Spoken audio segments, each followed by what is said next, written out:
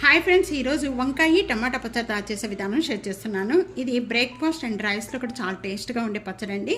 తప్పకుండా ఇదే విధంగా ఒకసారి ట్రై చేసి మీకు ఎలా ఉందనేది కామెంట్స్లో తెలియచేయండి. రండి, ఇది ఎలా తయారు చేయాలో చూసేద్దాం. హాయ్ ఫ్రెండ్స్, నమస్తే, వెల్కమ్ టు ఆనస్ కిచెన్.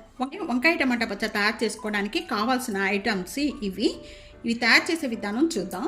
వంకాయ టమాటా పచ్చడి తయారు చేసుకోవడానికి ప్యాన్లో 2 టేబుల్ స్పూన్ ఆయిల్ యాడ్ చేస్తున్నాను.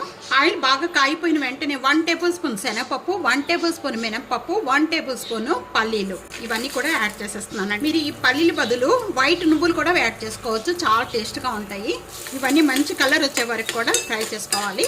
ఈ విధంగా కలర్ వచ్చిన వెంటనే వెల్లుల్లిపాయ రెబ్బలు ఒక 5 లేక 6 వెల్లుల్లిపాయ రెబ్బలు యాడ్ 2 ఎండుమిర్చి, పచ్చిమిర్చి ఒక 4 లేక 5 పచ్చిమిర్చి. ఇక్కడ మీరు కావాలి అనుకుంటే పచ్చిమిర్చితో కూడా చేసుకోవచ్చండి. 2 కలిపి చేస్తే చాలా బాగుంటుంది. ఇక్కడ హాఫ్ ఆనియన్, ఒక హాఫ్ అండి కొత్తిమీర యాడ్ చేస్తాను. కొద్దిగా కరివేపాకు, ఒక రెమ్మ, చిన్న ఉసిరికాయ ఎంత చింతపండు.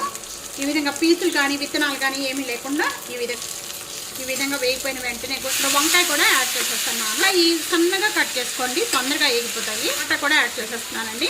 ఇక్కడ ఇవన్నీ బాగా కలుపుకున్న వెంటనే మూత పెట్టేద్దాం. మూత పెట్టేసుకొని ఒక 3 మినిట్స్ వరకు కూడా మగ్గించేసుకుందాం మీడియం ఫ్లేమ్లో.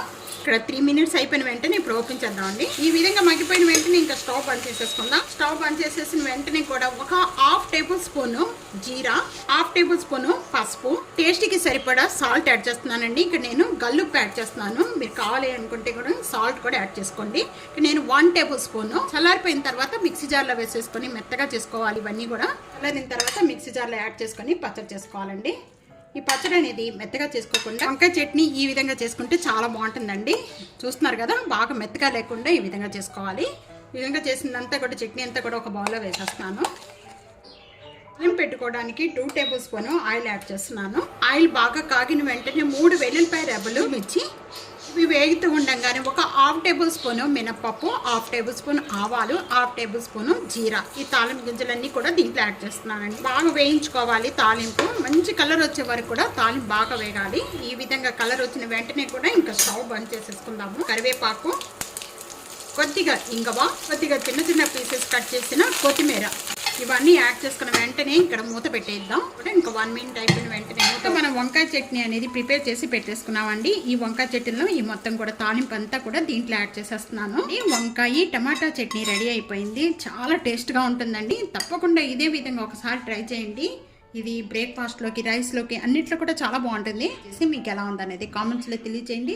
ఫ్యామిలీతో, ఫ్రెండ్స్తో వీడియోని షేర్ చేస్తూ వీడియోని లైక్ చేస్తూ ఉండండి. ఇంకా ఎన్నో రకాలైన వంటకాల కోసం ఆనస్ కిచెన్ సబ్స్క్రైబ్ చేసుకోండి. ప్రక్కనే ఉన్న బెల్ ఐకాన్ ప్రెస్ చేయడం అస్సలు మర్చిపోవద్దు. Thank you for watching.